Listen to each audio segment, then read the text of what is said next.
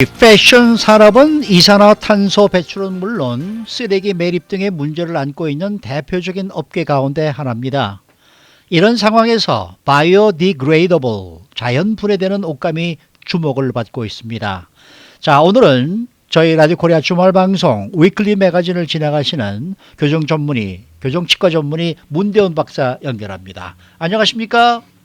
안녕하세요. 네.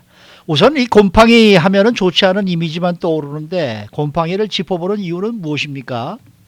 네, 그렇죠. 이 곰팡이는 음식도 그렇고, 집도 망가뜨리고, 어떤 사람은 또 발톱알에 염증도 만드는데, 서서히 썩게 만들고, 이 인간뿐만 아니라 살아있는 모든 것을 천천히 망가뜨리죠. 네. 그래서 이렇게 좋지 못한 인상만 다 가득 차 있는데, 요새 점점 더 많은 과학자들이 곰팡이를 이용한 혜택을 창출해내고 있습니다. 네. 여기서 이제 단어가 마이셀리움이라는 것인데요. 이게 이제 실같이 가느다란 곰팡이 뿌리를 말하는데요. 바로 이것을 이용해서 플라스틱에서 포장하는 패키지 재료나 또 이렇게 새로운 오르간을 길러낼 수 있는 이 틀을 만들어 가지고 어떻게 보면 무에서 유를 창조해내는 그런 기분이죠. 네. 그러지 마이셀림을 이용해서 옷이라든지 신발, 가죽 이런 것을 만드는 것인데요. 네. 이런 새로운 컨셉트로 요새 이 무장한 창업 회사들이 많이 나옵니다. 그래가지고 이것을 이용해서 어떻게 보면 소를 도살할 필요도 없죠. 그러면서 가죽과 거의 흡사한 재료를 만들어내면서 이 곰팡이를 이용하는 것입니다. 아직 대량으로 생산해서 나오는 것은 준비는 안 됐는데 이것이 이제 어떻게 보면 곰팡이가 동물도 아니고 식물도 아닌 게 곰팡인데요. 네. 이런 것을 상당히 즐기고 실용적인 옷이나 액세서리를 만들 수 있다는 걸 보여주면서 이것 하나만으로도 큰 것인데 또 하나는 이 도살에서 얻는 가죽이나 플라스틱으로 하면서 이산화탄소 방출량을 크게 줄일 수 있는 것이죠. 네. 그 이산화탄소 지구 환경을 파괴하는 차원에서 보면은 유엔이 발표한 바를 보면 이 오일 생산 다음으로 두 번째로 지구를 오염시키는 것이 바로 이 거대한 물과 이런 것을 소비하면서 하는 것이 이 패션계라고 하네요. 네. 자, 그러면은 자연분해되는 옷감이 주목을 받고 있다라고 이제 얘기하셨는데 이런 네. 소식들에 대해서 패션업계 입장은 어떻습니까? 아무래도 이 사람들도 지금 현재 노인 상태는 무시할 수는 없죠. 이 직물 산업, 이 텍스타일 산업계는 이것을 생산하는 과정에 이산화탄소 방출이 엄청나고 환경을 파괴하는 것은 이제 어제 오늘 얘기가 아닌데요. 근데 문제는 이렇게 생산하는 과정에 있는 것뿐만 아니라 이것들이 다 사용이 끝나고 처분되는 과정도 큰 문제입니다. 아무래도 요새는 들어보셨지만 패스트 패션이라 그래가지고 가격이 좀 저렴한 옷을 조금 입다가 그냥 버리는 이런 현실인데요. 이러다 보니까 이 처분되는 옷 양도 엄청납니다.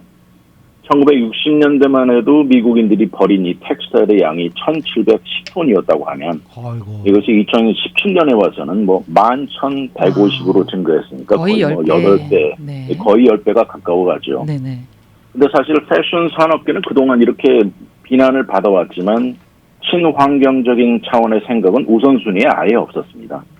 이 사람들이 추구하는 건 오로지 공장 생산을 최대로 돌려서 어떻게 하면 소비자들이 더 많은 옷을 원하고 구입하게 만드는 여기에만 총력을 기울였죠. 그런데 요새는 점점 이 세상이 변하다 보니까 이 사람들도 바뀌는 입장은 보입니다. 이 파리에 베이스를 둔 거성 이 두 회사가 있는데 점점 이 사람들이 환경 차원의 관심도가 높아지면서 앞으로 그들도 이산화탄소 방출량을 줄이고 물을 사용을 줄이고 또 재료를 선택하는데도 좀 더 신경 쓰고 앞에 말씀드린 대로 쓰레기 처리를 이 친환경 차원으로 바꾸겠다고 그렇게 얘기를 했습니다. 근데 여기서 한 가지 재미있는 건 이런 차원에 우리 같은 소비자들도 책임의 일부가 있다고 하는데요. 그 추천은 바로 우리에게 옷을 너무 많이 구입하지 말고 가능하다면 식물 베이스로 만들어진 옷을 구입하라고 권하네요. 네. 근데 이 친환경적인 이 바이오디그레이더블, 그러니까 이 자연 분해를 접목한 패션은 어떤 방식을 말하는 거예요? 아무래도 뭐든지 옷이라든지 가죽이라든지 이게 이제 옷감, 천이 제일 문제인데 그것부터 시작됩니다. 이 한 예가 있어요. 지난 2007년에 바로 북가주 베이에리아에 어. 이 필립 로스라는 사람이 있는데 이 사람은 원래 본업이 미술가이고 조각가입니다. 근데 그의 어시스턴트였던 이 동양 여성이네요. 소피아 왕 씨는 이 곰팡이가 이 조각가 이 사람이 아이디어로 빌딩을 짓는데 건축 재료로 사용되는 것을 보고 놀란 것입니다. 그 조각 작품을 보면서 갑자기 아이디어가 생겨가지고 사실 이 조각가 로스 씨는 지난 1990년대부터 앞에 말씀드린 마이셀림을 빚어왔는데 이것으로 테이블도 만들고 의자도 만들고요. 2009년에는 이것을 만든 벽돌을 이용해서 티하우스를 만들기도 해서 이것이 지금 독일의 듀셀도르프의 컨템포러리 미술관에 전시가 되기도 한 것입니다. 그렇게 해서 이 두 사람은 2013년에 창업을 했어요. 이 공동 창업한 회사 이름이 마이코 워크스라는 회사인데 이제는 저 북가주에 가면 그 버클리 시티 바로 밑에 에머리빌이라고 있습니다. 거기 위치한 실험실에서 바로 이 마이셀리움에서 이제는 바이오 머티리얼을 만들어내는 회사로 성장했죠. 이들이 말하는 것은 이것을 키우는 방식은 농사 짓는 것하고 비슷하다고 해요. 버섯을 키우는 것이나 마찬가지라고 또 와인이나 치즈를 만들어내는 방식과 비슷하다고 이렇게 웃습니다. 네네. 아니 그런데 잘 이해가 잘 안 되는데요. 네. 좀 더 좀 깊게 이제 들어가서 그거 어떻게 제조하는 거예요? 예, 뭐 물론 들어가면 복잡하겠지만 간단하게 설명을 드리면 정말 이거는 무에서 유를 창조하는 것이나 마찬가지인데 이 농장에서 나오는 그 톱밥 있죠, 톱밥, 소더스트라고 예. 이것을 그 나무를 먹는 곰팡이가 있는데 이 곰팡이 종류 이름이 게노더마라고 부르는데 이 곰팡이한테 이 톱밥을 주는 겁니다. 그러면 이걸 주면 먹고 촘촘하게 엉켜져 있는 형태가 부착되면서 이 마이셀림이 자라게 되는 것이죠. 근데 이 마이셀림을 그냥 내버려 두면 우리가 흔히 보는 버섯 있지 않습니까? 축축한 데서 생기는 버섯이 되는데 이런 것을 우리가 이제 온도나 습도 등을 다양하게 이 환경적인 요소를 컨트롤하면 마이셀림이 되면서 버섯 대신에 가나다란 그 실 같은 파이버가 되는 건데요. 아하, 네. 이 파이버를 이들 이제 브랜드로 내놓은 이름이 라이시입니다. 라이시라고 하는데 이것을 잘 처리해서 가죽과 거의 똑같은 것을 만들어내는 것이에요. 이 가죽을 보고 이 담당 매니저가 합니다. 우리 제품은 가죽보다 더 훌륭하다고 얘기를 해요. 생긴 모양이라든지 그 촉감 있지 않습니까? 가죽이 주는 촉감도 똑같고 강도라든지 실용성 전혀 다른 점을 모른다고 하면서 이렇게 똑같은 가죽을 만들어내면서 환경적인 차원에서는 엄청나다는 것이죠. 그런데 아무래도 기존의 가죽 업체에서는 또 반발을 할 거 아니겠습니까? 이게 어떤 입장을 보이고 있나요? 아무래도 좋지 않겠죠. 미국 가죽산업협회 회장이 말을 하는데 이렇게 대체로 만들어내는 가죽 이런 것들은 그들이 말로는 가축을 구출하고 기후변화 문제를 푼다고 주장하지만 이것은 솔직한 것이 아니라고 비난합니다.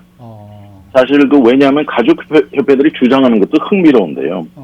자기들은 가죽을 만들기 위해서 한 마리의 가축도 죽이지 않는다고 주장합니다.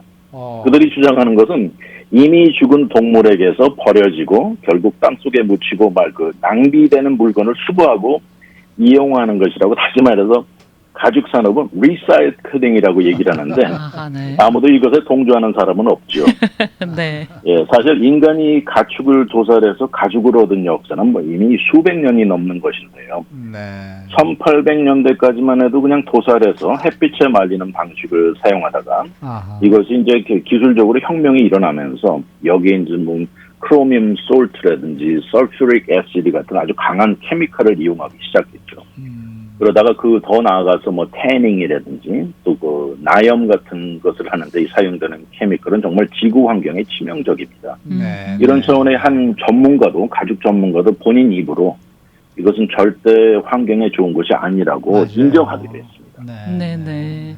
그 많은 환경 보호론자 또 동물 보호론자들이 가죽 제품 그리고 털 제품 사용하지 말자라고 전 세계적으로 지금 캠페인을 하고 있는데 요즘 가죽 제품 찾는 고객들의 퍼센테이지는 좀 어느 정도 될까요? 퍼센테이지는 숫자는 안 나와있지만 그래도 가죽 제품이 여전히 아주 인기라고 합니다. 네. 이런 문제를 일으킴에도 가죽 제품을 찾는 사람들은 여전히 많고 아주 파퓰러한데요. 2016년 한 해만 봐도 이 10억 달러가 넘는 액수의 가죽, 돼지 스킨, 가공 가죽 이런 것들이 미국은 수출을 했고요. 전 세계적으로 동물 가죽에 소비된 액수는 820억 달러라고 합니다. 물론 이것이 2014년 이후에 감소 추세를 막고 있기는 하지만 이 소에서 나오는 이 자연 가죽의 인기는 여전히 유지됩니다. 네.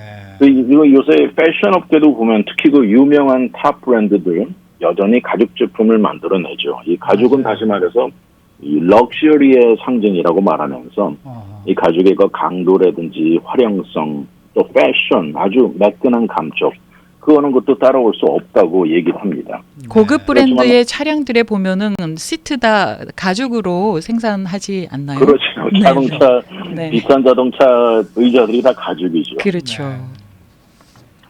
아니 그런데 말이죠. 사실 네. 소 같은 경우는 뭐 가죽을 위해서 소를 도살하는 게 아니라 고기를 위해서 도살하고 그 다음에 남는 가죽을 사실은 이런 제품으로 지금 활용하는 것이다. 뭐 이런 생각이 들기도 합니다만은 우리가 들기도 이제 소위 하죠. 말하는 밍크라든지 이런 거는 정말 완전히 그건 이 껍데기를 위해서 가죽을 위해서 지금 도살하는 거니까 그거는 좀 금지를 해야 되겠지만은 그렇죠. 예 이게 그런 거는 사실 그 동물 애호가들이 더 들고 네, 일어나죠. 네. 그런데 이렇게 패션과 친환경 제조 방식에 접목이 대두되면서 이 투자도 이쪽으로 좀 대폭 확대가 되겠네요. 많이 늘어났습니다. 아까 말씀드린 그 마이크로웍스 회사 외에도 또 한 회사가 있는데 네. 이 회사 이름 볼트 스트레드라는 회사인데 이것은 가장 최근에 창업한 회사입니다. 2019년 작년이죠. 네. 이 데이빗 레슬라우라는 사람이 공동 창업자 두 사람 남성 3명이 이 창업한 회사인데 이 사람들은 설탕에서 실크를 만들어내고 또 곰팡이에서 가죽을 만들어내는 연구를 하고 있습니다. 네. 처음에는 우연히 그 거미가 어떻게 거미줄 그 실크를 만들어내는지 집중했다고 하는데요. 알고 봤더니 거기서 나오는 작은 프로틴을 뿜어가지고 이것이 액체를 그 실, 파이버로 만드는 것을 알게 된 것입니다. 지금 이 세 사람들은 앉아서 웃으면서 우리는 거미를 흉내내다가 이제 거미줄 실크로 버섯에서 가죽을 만들어내는 회사로 키웠다고 웃는데요. 이 여기도 비슷합니다. 옥수수 설탕이나 톱밥 같은 유기 물질을 이스트나 곰팡이에게 먹여가지고 이 비슷한 파이버를 만드는데 여기서는 또 마이크로 실크라고 부릅니다. 네. 그러니까 역시 여기도 보면 이 소에 비해 소를 예를 들어서 가죽을 소에서 얻는다면 소를 또 몇 년 동안 기르고 나중에 다 큰 다음에 도살하고 가공하고 이런 데 수년이 걸리지 않습니까? 네. 네, 네. 근데 이 사람들은 우리는 단 며칠 만에 만든다고 큰 소리 치죠. 그러면서 동시에 환경에 가져오는 차이는 어마어마하다는 거죠. 네, 네. 그래서 마이크로웍스는 지금 투자 자금 유치가 1,700만 달러를 유치해서 이번에 세 번째 상업용 공장을 확장한다고 얘기했고요. 네. 볼트는 사실 지난 그 투자 자금 유치에 약간 소극적인 입장이었는데 근데 지금까지 2억 1,400만 달러를 유치했습니다. 네. 예, 현재는 작은 숫자이지만 이 마이크로 실크나 넥타이를 만들기도 했고요. 울이나 실크를 내놓기도 했죠. 네. 앞으로 경쟁에 뛰어들 거라고 하는데 이 참 곰팡이 패션 어떻게 보면 참 흥미롭기도 한데 같은 말의 되풀이입니다만은 정말 무에서 유를 창조하는 바로 이것이 바로 이런 것이 아닌가 하는 생각도 드네요. 네. 오늘 말씀 잘 들었습니다. 네, 감사합니다. 네, 지금까지 교정치과 전문의 문대원 박사였습니다.